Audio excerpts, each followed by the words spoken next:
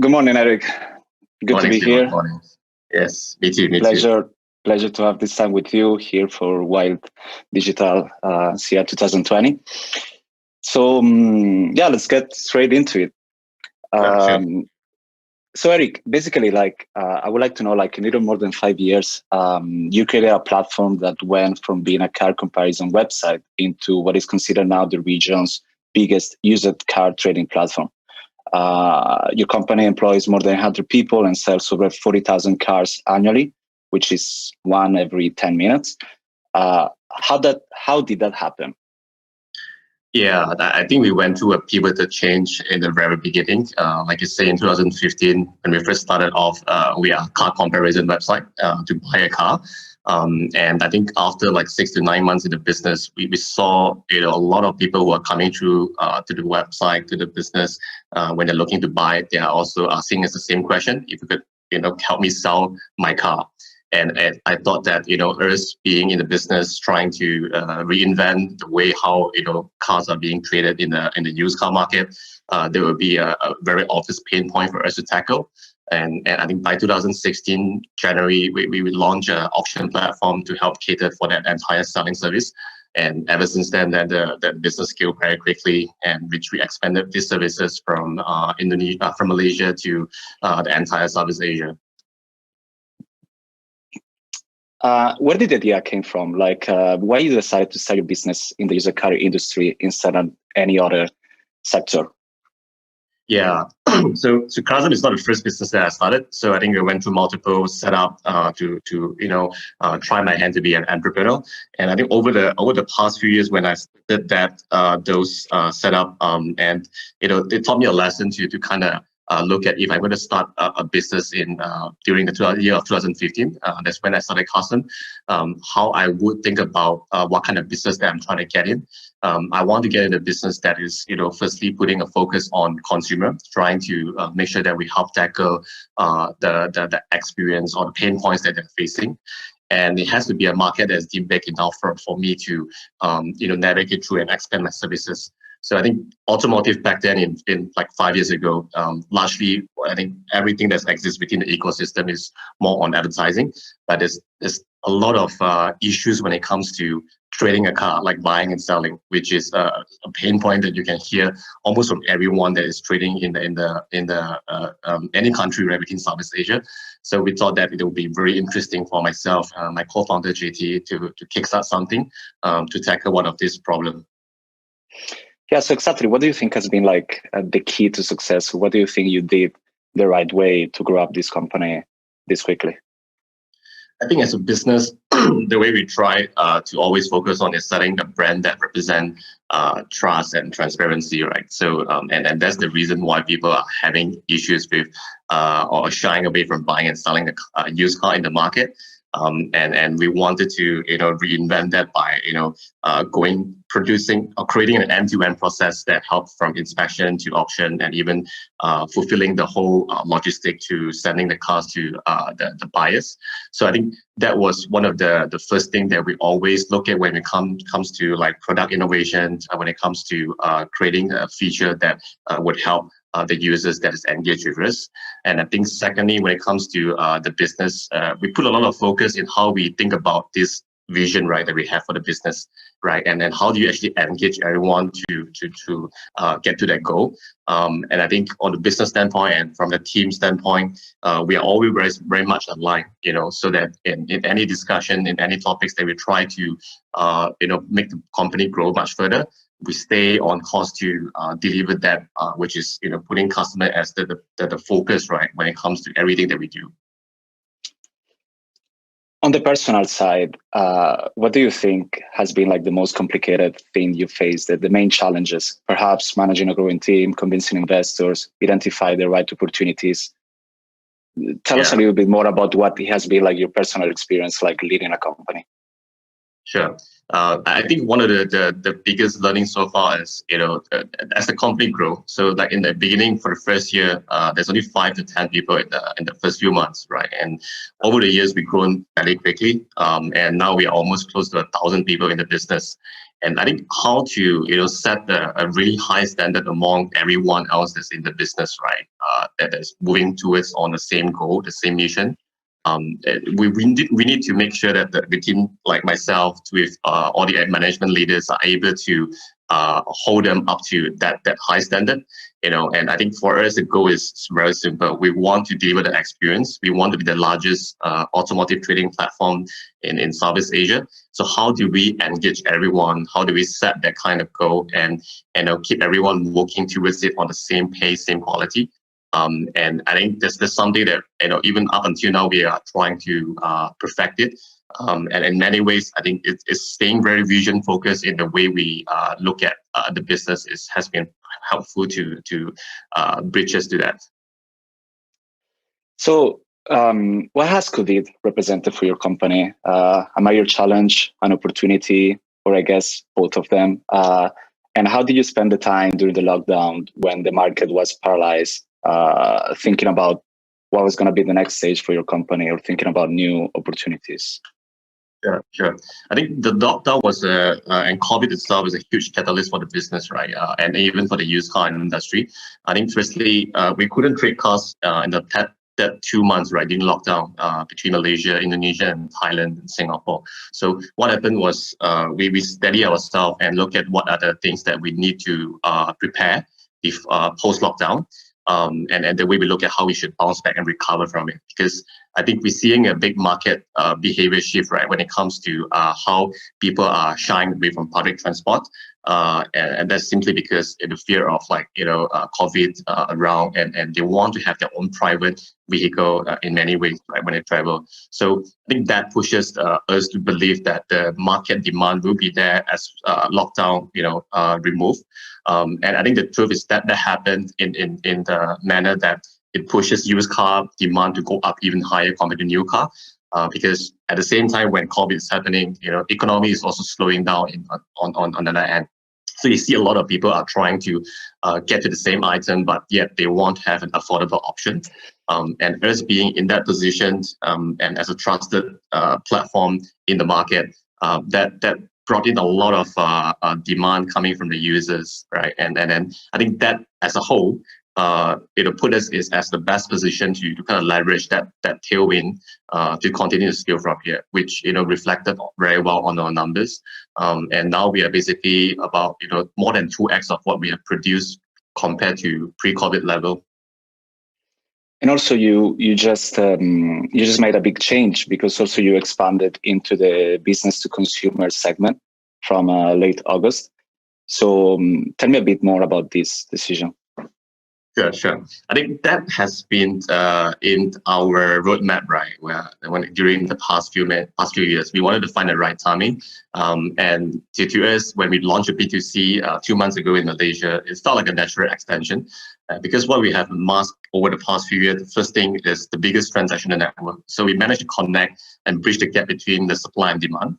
So I think from there, we able to see also that we obtain two very important data that could help further, professionalize or standardize the entire used car market. So which is the car condition data and also the pricing data. So I think if you look at in the US, you have Carfax, KBB that are doing that already. But when it comes to Southeast Asia, there's no platform or no database that could help you get the kind of understanding, right? So, and I think this year, coming to where we are right now, that three operational strength of the foundation has kind of pushes us to go towards extend our service from selling to buying, because naturally the customers that we deal with are the same, right? When they're selling, they are buying as well. So the two transactions kind of is like a necessary evil for both to happen.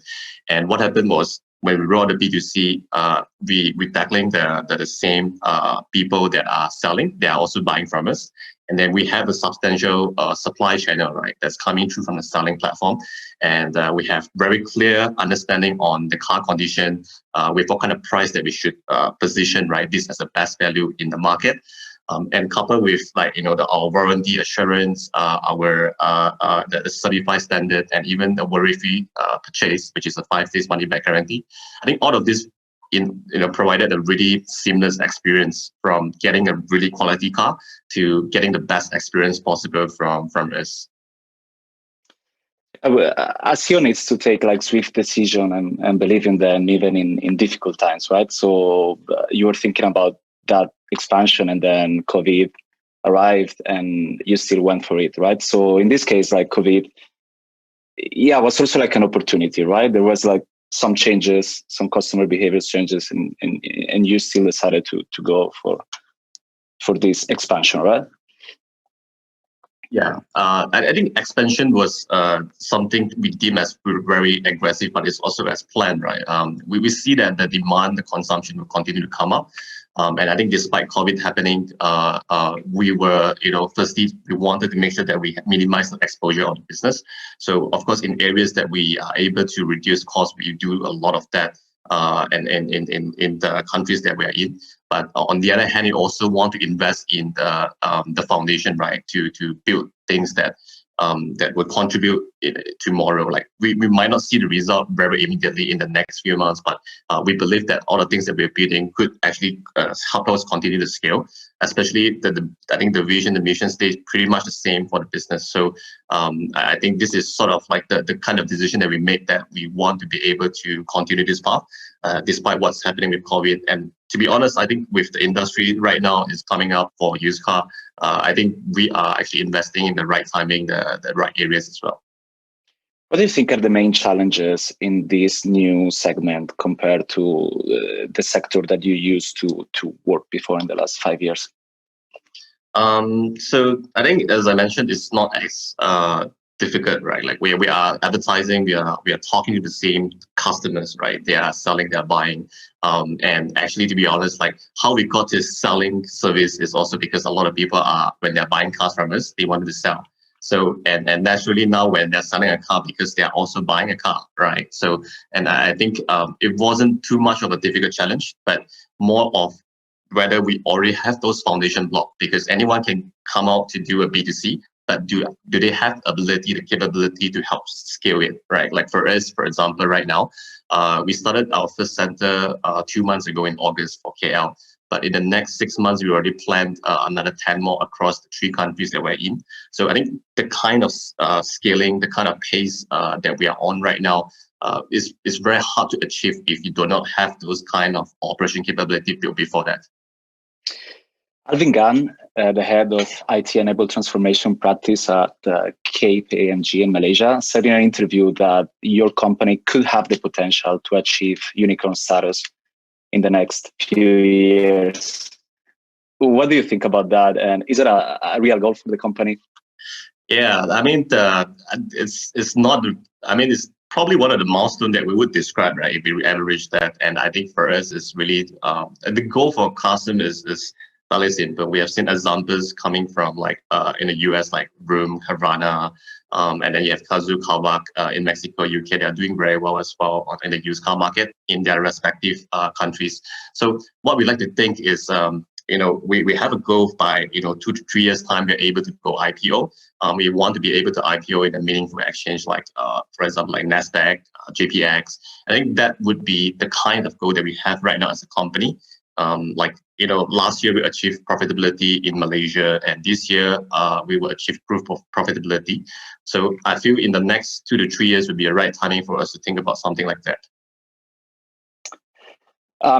So I'm going to take some of the questions by the public.